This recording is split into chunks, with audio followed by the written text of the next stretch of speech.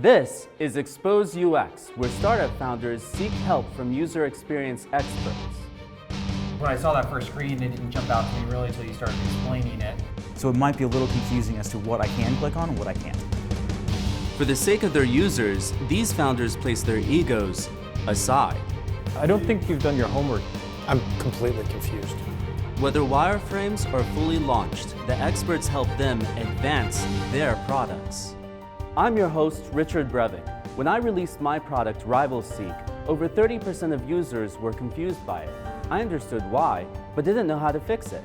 That's when I turned to the experts, and now you can too.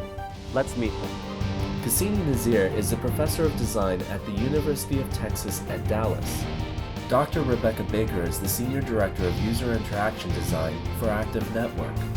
And Jeremy Johnson is the Vice President of Customer Experience for Project 202.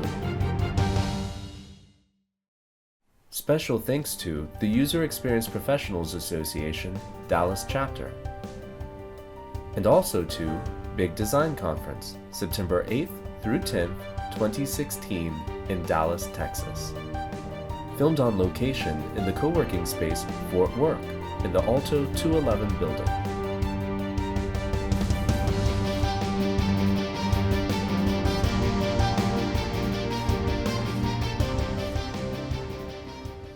Hello? Welcome, Anthony, to Expose UX. Could you provide us a little background on your company? Sure. So Gruvi is a platform for crowdsourced music making and talent discovery, with the premise that there's a lot more musical talent out there in the world than what we're hearing on the radio today. So we're creating an app platform with a contest in it that'll allow musicians to create new music, and the community votes on the best content at which we publish and sell on iTunes, and all the artists who participate get a revenue share of the proceeds that come from those sales. Can you please walk us through your product? Absolutely. So we are still building our software, right? And I want to show you some wireframes of an alpha version that we are about to put out that'll allow musicians to record themselves playing a song, an original song that we're about to put out. In the beginning, we're going to have just one song for our alpha version. It's called Roots. You will tell the app what part do you want to perform. You want to do the vocals or the drums or whatever. So if you're doing the lead melody, you could be doing that with a keyboard, or you could be doing that with electric guitar, acoustic guitar, whatever. Once you enter the studio, you're able to see a level, a peak meter here over here on the right, where you can adjust the gain, because sound recording quality is the most important aspect here. We're creating music. And there's some options here that allow you to, you can see the lyrics or chord progressions. If you want to hear different parts in your headphones or not, you can do that with or without a click track. But the main thing here is the app is acting as a portable recording studio, right? So just like in the studio, you're hearing the backing tracks in your headphones and the microphone is picking up your performance. We're also picking up the video, and that's why you see the video covering the entire screen here. Once you've recorded your part, you're able to easily save that, and it gets uploaded to our platform. And it becomes available for other people to create mixes with the platform. So at the top here, you see all the parts of the song, right? The bass part, the vocals, the drums, guitar, etc. And as you add a part, at the bottom here, you're going to see all of the options that are available to you, right? So as I see Cindy Smith here on the drums, I can tap on her, drag her face onto the canvas, and now I'm listening to her drum part with all the other parts. So once you have a part, you can tweak it, you can set its level, you can set its panning, its effects, reverb, delay, of course, etc. To get the sound that's perfect for that part. Once you're done and you have all the parts set and all the levels just like you like, you then save that, you publish that mix to the cloud. Those are the two main flows that we have. We have recording and we have the mixing interface. So can you speak to recording devices? She has headphones. She also has an external microphone. What is she plugging both of those things into? Right, so it turns out if you go to the Apple Store, there's a ton of accessories in the back corner for musicians, right? There's an iRig, which a lot of guitar players use, that has an interface that goes one into your iPhone or iPad, another into your guitar, electric or acoustic. Same thing with microphones. You can find ready to plug in microphones that'll go right into your device, or interfaces that'll take a higher end microphone. So have you done any tests on the audio for the lower end, those who don't have professional or prosumer equipment? Yeah, absolutely. And it's key, right? We can't really be creating music that we expect to sell, right, on digital music channels without that. So the worst is just if you hold up your iPhone, your iPad, or your Android, and just use the open room, the built-in mic in the room, something like this, terrible reverb, it's not good sound.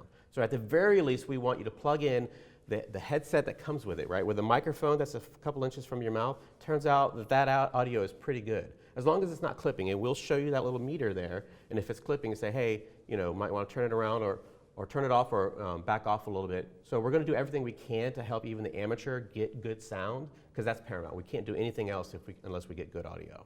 So is this meant for the iPad or iPhone?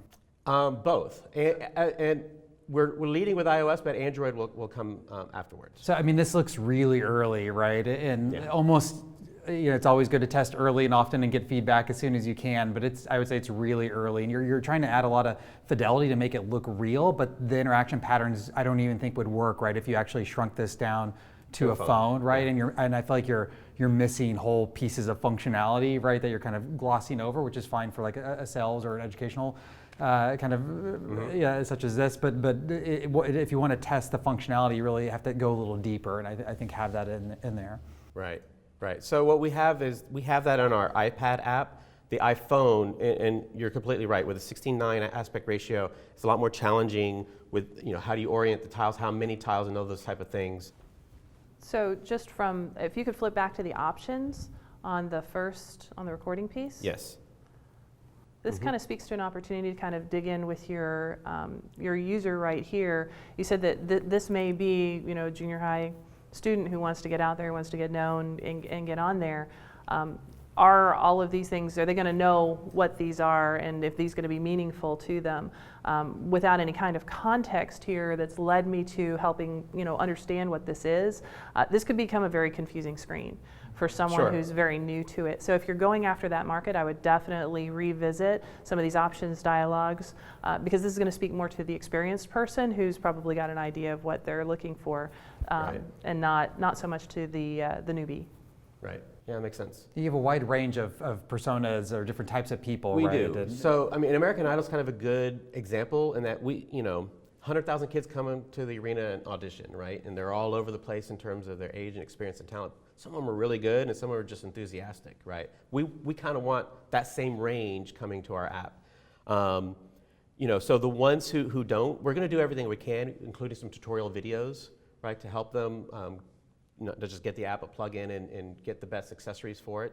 But you're right. We can't turn you into an audio engineer, right, through our app. We're going to take every effort we can to simplify it using normal English, not necessarily audio jargon, to help people understand. Hopefully these parts that we're seeing here, it makes sense that you can hear the vocals, the drums, and those things make sense. But your point is well taken that given the broad range, this is not a specialty app.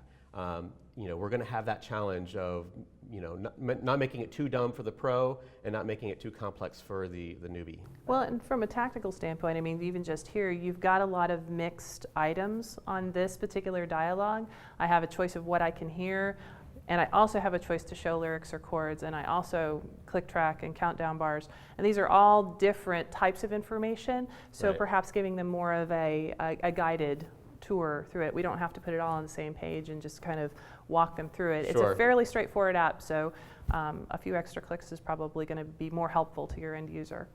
I think the opportunity here is to focus potentially. A lot of startups want to hit all markets because you feel like whatever your revenue stream is going to grow, but maybe you just focus on the newbies first and then maybe move into pro or vice versa. I'd say that this software is really early, so you're definitely going to need a software designer to really think through this and starting mobile first. If you're going towards that audience, usually they probably have a phone before they would have an iPad, so making sure it works really well on the phone. Along with what Jeremy said, this is a really great idea. I would love to see it work, but you've got two major components of those who have the technical capability of making this happen better than those who don't, just because they don't have the equipment. I would almost want to go with those who don't have the equipment and try to make the experience better for them. It would just make the experience better for everybody on the other side of that normal distribution. And more along the same lines, I think just work with some of those low-end users that you're looking at and see what kind of makes what sense with them. Get a designer on board so that you can kind of walk through that flow. And I think if you can make it successful for them, you'll be able to make it successful for everyone as you add more rich functionality on. That's good feedback. Thank you. Thank you for coming. We hope that the feedback has been helpful. All right. Great. Thanks a lot, guys. Take care.